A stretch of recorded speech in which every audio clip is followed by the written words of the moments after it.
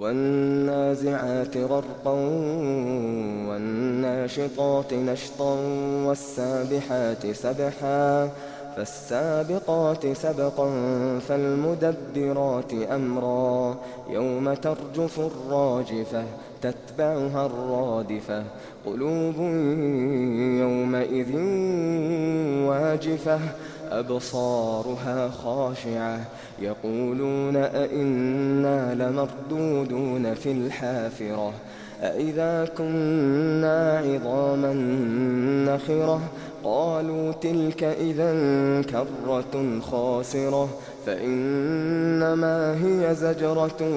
واحدة فإذا هم بالساهرة هل أتاك حديث موسى إذ ناداه ربه بالواد المقدس طوى اذهب إلى فرعون إنه طغى فقل هل لك إلى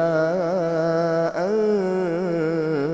تزكى وأهديك إلى ربك فتخشى فأراه الآية الكبرى فكذب وعصى ثم أدبر يسعى فحشر فنادى فقال أنا ربكم الأعلى فأخذه الله نكال الآخرة والأولى إن في ذلك لعبرة لمن يخشى أأنتم أشد خلقا أم السماء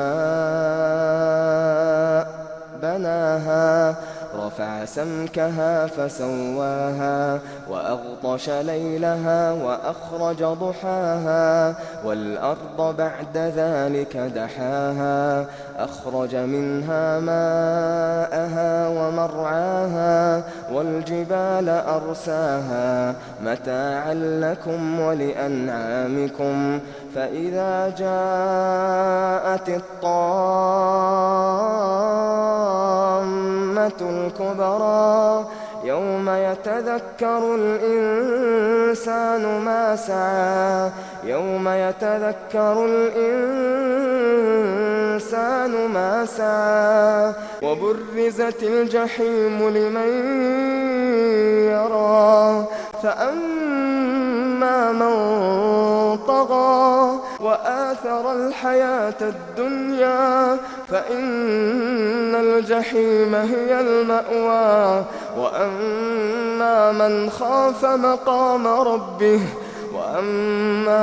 خاف مقام ربه ونهى النفس عن الهوى فإن الجنة هي المأوى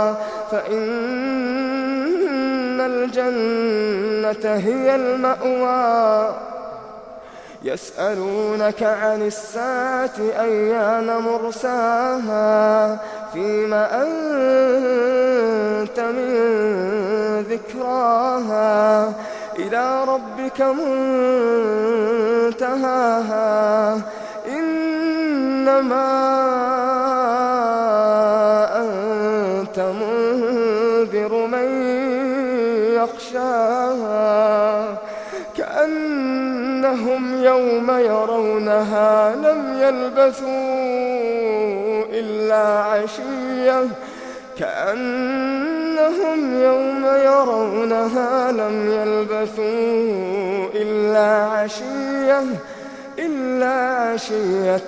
أو ضحاها.